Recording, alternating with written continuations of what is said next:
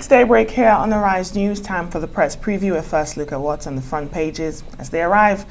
As usual, let's take a look at our sister publication this day. Its leading headline this morning: 2023, military will resist pressure to compromise its neutrality. That's coming from Irabor. Some writers there denies reports of soldiers conducting illegal abortions in Northeast, alleges external plot to destabilize the nation, and warns military saboteurs on possibility of facing firing squad. The leading photo there is that of the CBN governor briefing Mr. President on Naira redesign. Emefiele says cash withdrawal limit subjects to review. Meanwhile, the deadline remains sacrosanct. More headlines on the front of this day this morning. For scarcity, DSS issues NNPC oil marketers 48-hour ultimatum to resolve supply issues. The Punch newspaper. Cash withdrawal, Emefiele insists on limits. Reps demand suspension. INEC plans voting centres for 2 million internally displaced persons. And Reps query NNPC and the CBN over unaudited accounts. The Nation newspaper this morning. Emefiele review of cash withdrawal policy likely. Meanwhile, 1 trillion naira mopped up, and reps invite the CBN governor wants plan suspended. More headlines. Petrol crisis must end tomorrow. That's from the DSS. Meanwhile, Irabor says military won't be pressurized to compromise the 2023 polls. The leadership now, 78 days to go. Military will resist pressure to scuttle 2023 elections. That's according to the defense headquarters. President Buhari will leave Nigeria better than he met it. That's according to his chief of staff, Gambari. And leadership award, a landmark history for me. That's according to CJ Jere. This says we've uncovered plot to blackmail Wike over G5 demands. That's a revelation from the River State government. On the international scene now, The Independent leading with Harry, Meghan, and the Netflix hype. Jesse Thompson reviews the first installment of the royal couple's much promoted documentary series. More on that on The Independent. Just below that, Strip A fears grow as death toll climbs to 15. Number of children rushed to the A&E doubles in 1 week. The Daily Telegraph says Sussex's TV show claims are a direct hit on late Queen's legacy. And for the press preview, let's bring in Emmanuel Bello, who joins us now. Emmanuel, good morning. Thanks for being here. Let's take a look at what's making the front page of this day newspaper, talking about 2023 elections. And the Chief of Defense Staff says the military will resist any pressure to compromise its neutrality. On the other hand, it's also responding to that Reuters report about those illegal abortions conducted on women and girls that were kidnapped and raped by Islamist militants. Yeah, that was a very horrendous report, and what is worrisome about it is that it's according to Reuters, it's something that happened for a very long. I think they're alleging about 12,000 abortions, forced abortions. But Irabor is saying saying that no, that didn't happen under his watch, certainly, and that he could limit himself to the time he served in that theater of war, and that there was something like forced abortion.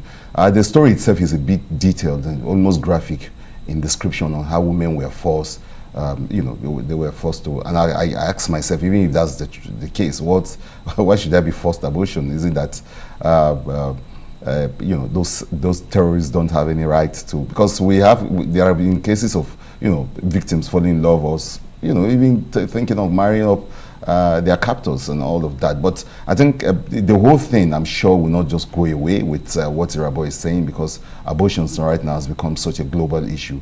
It's elsewhere in the world, it's even a campaign matter. But for the one that really worries everyone is the role of the military in the elections. They've been the concerns in some places in Kechi, where people have worried that soldiers will be used again, as we've experienced that kind of a thing by politicians to either and force votes towards certain direction, or even the larger involvement of the military in in civilian situation. We're always still living with those kind of fears. Of course, coups and those kind of things are things of the past. We keep getting those kind of reassurances, and it helps that we think that our democracy is deepening, and that what the military should do is watch over that democracy, nurture it, protect it, and that's what Irabor is saying. I think that's exactly what the military is going to do, and they are professional enough to be neutral. We should take him on the face value of what he's saying, and actually hope that the military will stay aloof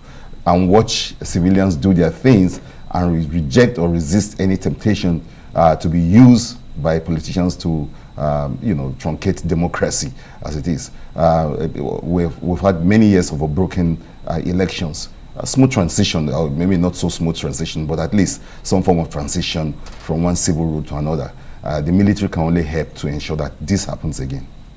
Emmanuel, in the case of petrol scarcity, the state security services are not staying out of it. They're giving orders to end the petrol scarcity today, or is it tomorrow?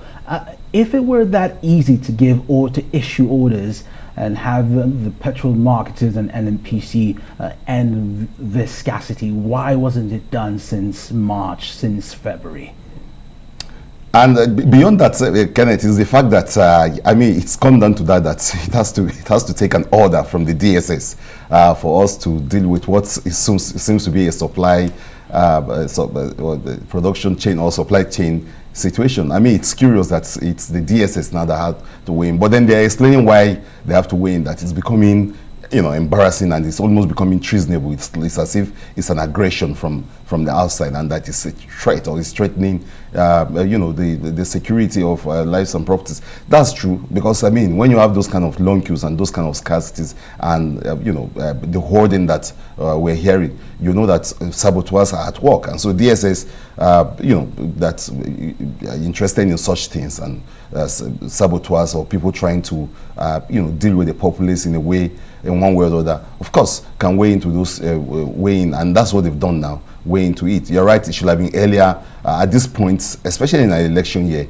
I think the anger is already out there, and a lot of people are annoyed. In fact, some people, Kenneth, you curiously, almost, they just have surrendered to the situation, and just trying to wait out this administration, wait out this situation, and see what a fresh or a different kind of government up ahead would do. But for now, a lot of people seem to have surrendered to the situation. But it's heartwarming to know that, well, if the DSS is going to weigh in, they're giving it some time limit and saying it's either today or tomorrow that we're going to see the those queues and shortages will be dealt with. If that happens, it's good news. It's good that they did that. But the truth of the matter is that a whole lot of people are already there. The frustration have set in already. The despair is also there, because there is no explanation, as it were, to why we're having this scarcity. Some say it's the supply situation. Others say that, and there's this reassurance, which is curious to Kenneth, that we already have a lot of stock in place of this fuel. So what's going on? These are questions that a lot of people are asking, but the DSS is weighing in, and let's see how that pans out between today and tomorrow. Emmanuel, making the headlines on all the national dailies this morning is the central bank's new withdrawal policy.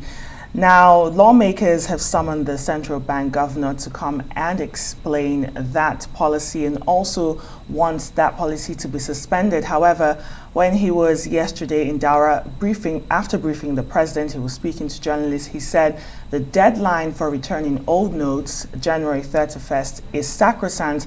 However, he says that cash withdrawal limit may be subject to review. Emmanuel, what are your thoughts? And he also mentioned that since that announcement for the redesign of some of the Naira denominations, the central bank and Nigerian banks have received 1 trillion Naira of old notes. Well, what he's saying there is that the purpose has been achieved so far, and that that was the idea, to suck out those monies from the public, buried monies, like the president keeps saying, monies that politicians or even other kind of people have, kept outside the banks, but that those monies are coming back, and now he's giving figures. He's saying that a lot of that money that's on the outside is coming back, and then I think I sense a little bit of shift in the hard stand of Emefiele over the issue of those withdrawal limits. He's saying that, well, it can be subject to some kind of reviews and all of that. It should be so, because they will need to look at it. A lot of people have criticized it. We have discussed it here. Experts are talking about it. Everyone is talking about those withdrawal limits. There are people who say, well, it doesn't concern them, and that they don't withdraw up to that kind of amount, or on a daily or at weekly. So it's really not there. But then some other experts say that with the paucity of of cash in public, if you take out those kind of monies and you say people have got these limits, you are just going to deepen the hardship, and that especially for an economy that a lot of people just depend on daily flow of cash to do many things. When you limit how much it's going to be, already a lot of people tell you that there's no money. And in Africa or in Nigeria, when you hear people say there's no money, there's literally no money, no cash to spend. So to take out all of that and put in place a cashless society is not something that some experts are saying will just happen overnight. And so some people are saying that it's also the timing that is the issue. But the CBN governor keeps saying that, look, there are gains to this. The Naira will gain from it. More money will go into the banks, even though some people say that money shouldn't be in the banks. They should actually be out in the market, solving problems. But then the economists are speaking, and then the chief economist of the country himself, Emefiele, is giving some kind of brilliant or bright outlook to what these policies will entail. Of course, politicians are kicking already and saying that, look, while it's a good policy, maybe because of the election year and all of that, it's probably not such a smooth idea. But the bigger picture, according to Emefiele, is to ensure that something is done about those loose money in the public.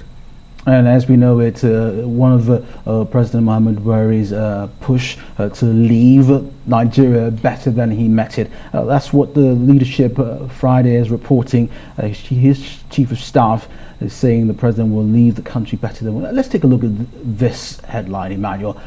Is petrol available? Is it cheaper? Is food available? Is it cheaper? They always tout the rice revolution. Is it available? Is it affordable? Do we have power? Is the country secure? Is he going to leave the country better than he met it, indeed? And that's the $1,000,000 question. And a lot of people have asked the same thing. I mean, they've asked themselves whether they are better off today than they were 7 years ago. Are things better, really? What about the issue of security, which seems to be the #1 issue on the minds of people? Has it wasn't, or is it better now? So those are the issues. I mean, at the end of the day, a lot of people will be, comparing records and fact-checking on those kind of claims by his chief of staff that the president is going to leave this country better. How?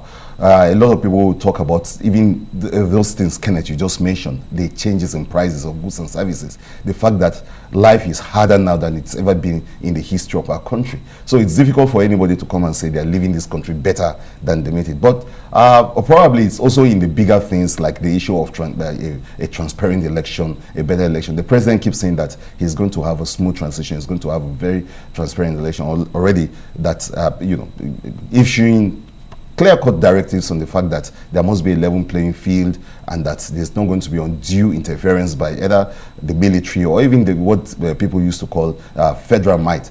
Those are the sort of things you want to create a transparent election. But beyond that, a lot of people will continue to judge this government by the issues of security, the economy, and even the anti-corruption war. Thank you so much, Emmanuel Bello, for joining us this morning. That's the press preview. Let's hear your view on all the burning issues. Follow us on Twitter at Arise TV. You can also join today's conversation by using the hashtag AriseDaybreak.